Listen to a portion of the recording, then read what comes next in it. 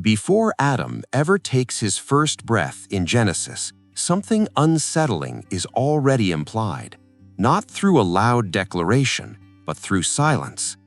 Genesis speaks of humanity before it speaks of Adam, of beings told to multiply, to spread, to govern the earth. Yet Adam appears later, alone, placed carefully in a garden that already exists. Why does the Bible describe humans created and then describe a human formed afterward? Why is Adam not commanded to multiply at first, but to guard, to name, to obey?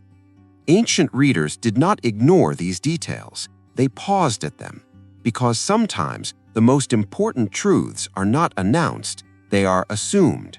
And when a text assumes something, it expects the reader to notice. Welcome to Hidden Origins. We explore ancient questions with clarity and restraint. Let's begin. Genesis does not begin like a modern history book. It begins like a worldview. The opening chapter moves with vast, almost cosmic distance. Light appears, order forms, life emerges in stages, plants, animals, and finally humankind. The language is plural, expansive, and collective.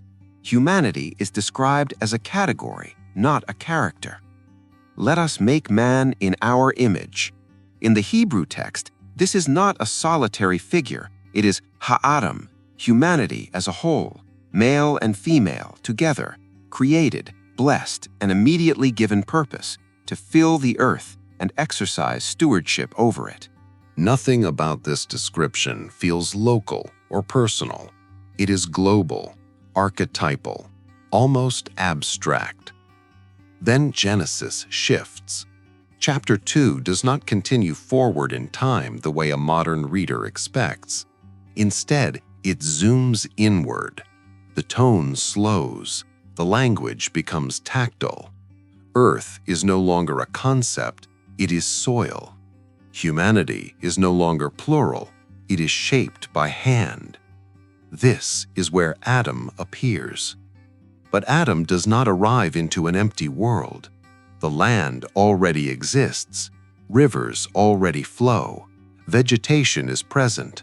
There is geography, structure, and intention. Adam is placed into something already prepared. This is the first fracture in the assumption that Adam must be the first human ever created. Because Genesis 2 does not say Adam was the first human made, it says Adam was formed and placed. That distinction matters. In ancient Hebrew thought, creation and formation are not the same act. Creation brings something into existence. Formation assigns function, role, and identity. A thing can exist before it is formed for purpose. Adam's name reinforces this idea. Adam is not initially a personal name. It literally means human or earth being, derived from Adamah, the soil. The text is deliberately symbolic. Adam represents a specific expression of humanity, one tied to land, responsibility, and moral awareness. This becomes clearer when we look at Adam's role. He is not told to populate the earth. He is told to tend a garden. He is not given dominion over the world. He is given boundaries. Most strikingly, Adam is introduced after a statement that no man was yet there to till the ground. This line is often overlooked, but it is critical. The problem is not that no humans exist. The problem is that no designated cultivator exists, no steward, no caretaker assigned to a sacred space. Adam is not introduced as humanity's biological starting point. He is introduced as humanity's vocational turning point. This reframes the story entirely. Genesis 2 is not asking, how did humans come into existence? It is asking, when did humans become morally accountable? The garden is not the world. It is a controlled environment, a place of proximity, instruction, and choice. Adam's uniqueness is not that he exists, it is that he is addressed. He hears commands, he names, he is warned. This is the first time in the biblical narrative that a human is placed under explicit moral obligation, and that raises a quiet but profound possibility.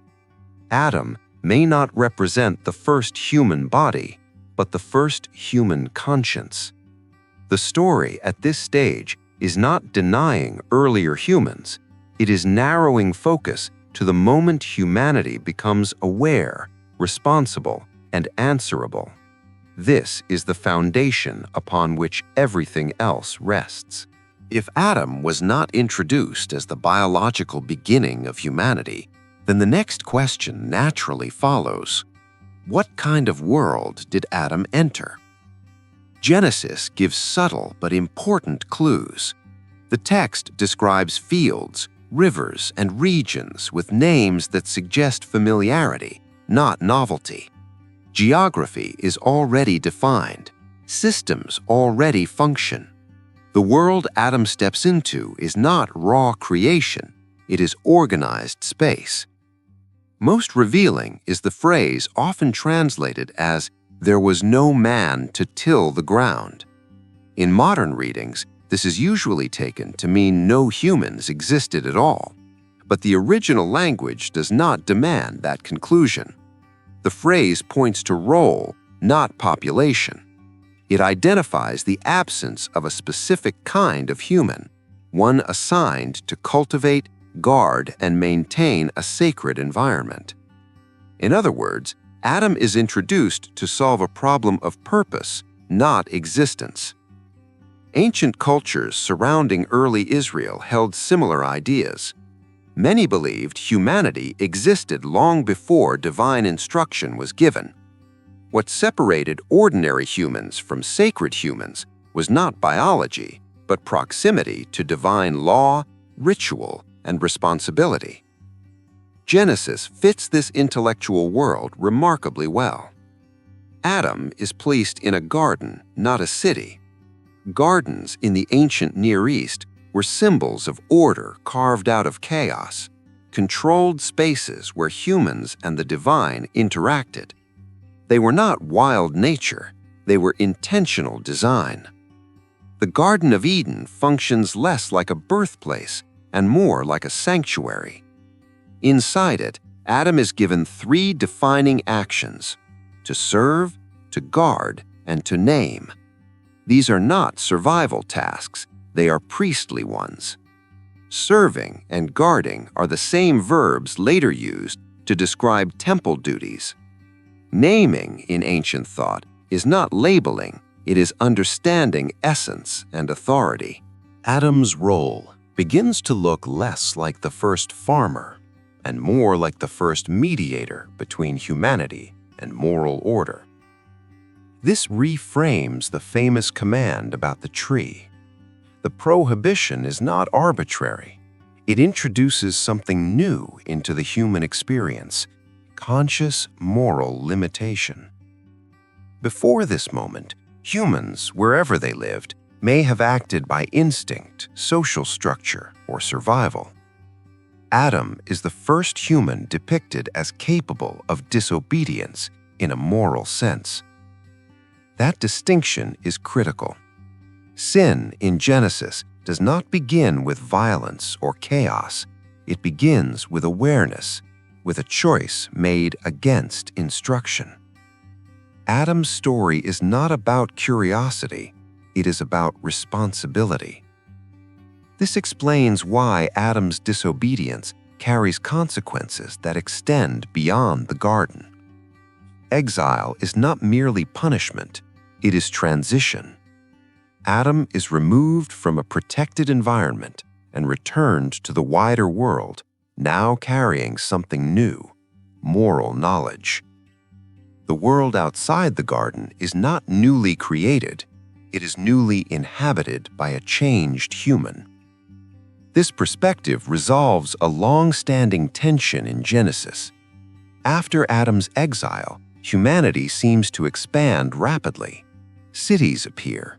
Agriculture, music, metallurgy, all emerge quickly, as if humans were already capable of complex behavior. That makes far more sense if Adam was not the first biological human, but the first human to carry covenantal awareness into the broader population. Adam's story becomes a lens, not a starting line.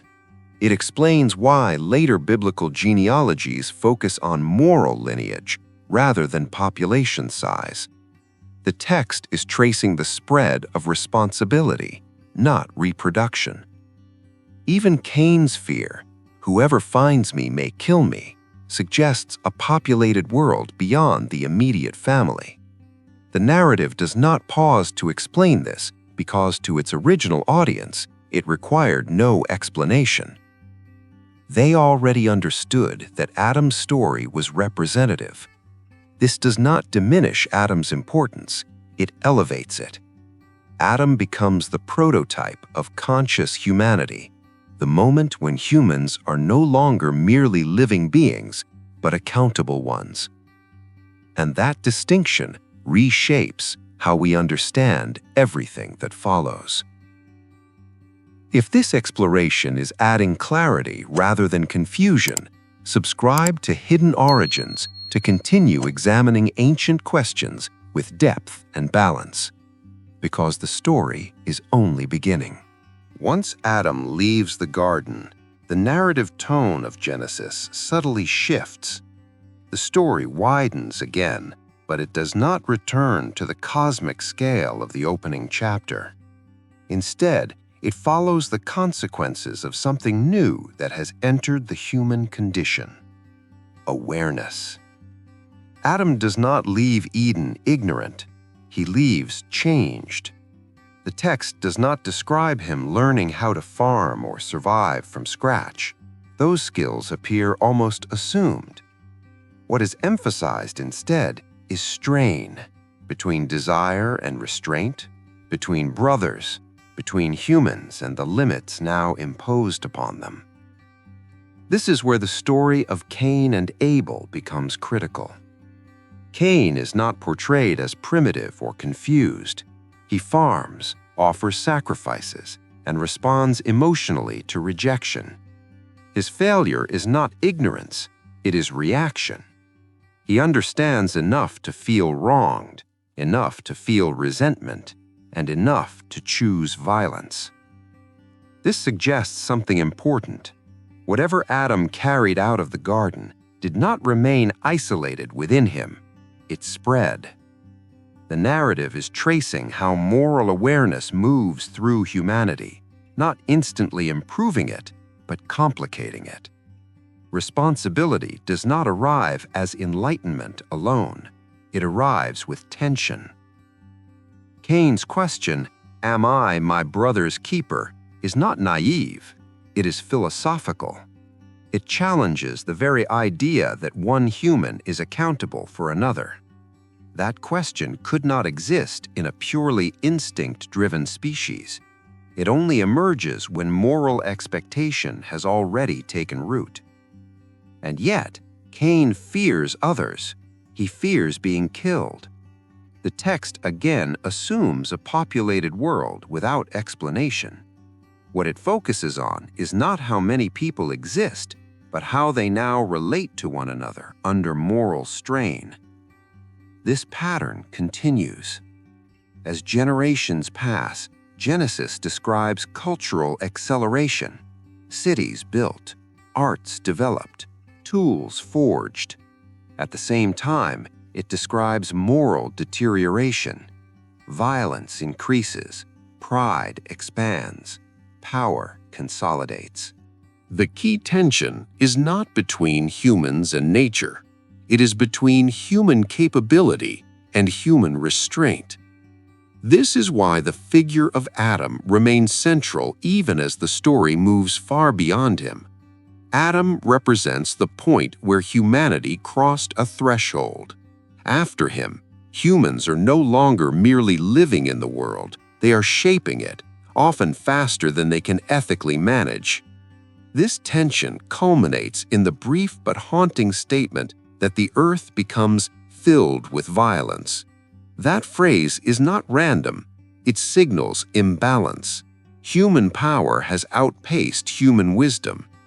From this perspective, the flood narrative is not about divine anger alone. It is about reset, about containment, about slowing a trajectory that has become unsustainable. Importantly, the text never says humanity began with Adam and then fell. It presents something more complex. Humanity existed, then became accountable, then struggled under that weight. Adam is not the cause of evil in the story. He is the moment evil becomes a choice rather than an instinct. This distinction matters because it reframes responsibility. It shifts the narrative away from blame toward burden. Consciousness is not portrayed as a gift without cost. It is a responsibility that humanity repeatedly struggles to carry. Even later biblical figures reflect this pattern. Those who draw closer to divine instruction do not become simpler, they become more conflicted. Moral clarity increases tension, not comfort. This is the paradox at the heart of Genesis. The fall is not humanity becoming worse than before. It is humanity becoming aware and then discovering it cannot easily live up to what it now understands. Adam's story, then, is not ancient history frozen in myth. It is an archetype that repeats. Every expansion of knowledge, power, or awareness in human history carries the same risk, the widening gap between what we can do and what we should do. Genesis captures this with remarkable restraint. It does not sensationalize, it observes. And in doing so, it offers a lens that remains disturbingly relevant. If this deeper reading is helping you see Genesis as a layered human story rather than a simplistic origin tale, subscribe to Hidden Origins for thoughtful explorations like this, because the final meaning of Adam's story lies not in the past, but in what it asks of us now. When the story of Adam is viewed through the lens of responsibility rather than chronology, its purpose becomes clearer. Genesis is not trying to answer the question, who existed first? It is asking something far more enduring. When did humans become accountable for who they are becoming? Adam stands at that threshold. He is not introduced as the strongest human, the smartest, or the most advanced. He is introduced as the first to receive instruction and the first to live with the weight of choice. The garden does not make him human, it makes him answerable. This is why Adam's story echoes long after his name disappears from the narrative. Every generation that follows repeats the same pattern: expansion of ability followed by struggle to govern it. The text is not obsessed with origins because its real concern is direction. Genesis presents humanity as a species that learns too quickly and matures too slowly. This is why the question, who was the first human before Adam, may itself be slightly misaligned. The text does not invite us to search for a forgotten individual. It invites us to recognize a transition. Before Adam, humans may have lived, built, and survived. After Adam, humans are portrayed as knowing good, knowing harm, knowing consequence. That knowledge does not immediately improve them, it burdens them. Adam is the story of when innocence ends, not when life begins. This explains why Genesis is so restrained in detail. It does not name Adam's parents. It does not describe his childhood. Those details are irrelevant to the story being told. Adam functions as a mirror, not a biography. The mirror is uncomfortable because it reflects us. Modern humanity, like Adam, exists in a world of extraordinary capability. We shape environments, name systems, control forces previous generations could not imagine. And like Adam, we struggle with boundaries. What should be touched? What should be limited? What knowledge carries consequences we are not ready to bear? Genesis does not condemn curiosity. It warns about unprepared responsibility. This is why the story does not end with Adam's exile. Life continues. Humanity adapts. Culture grows.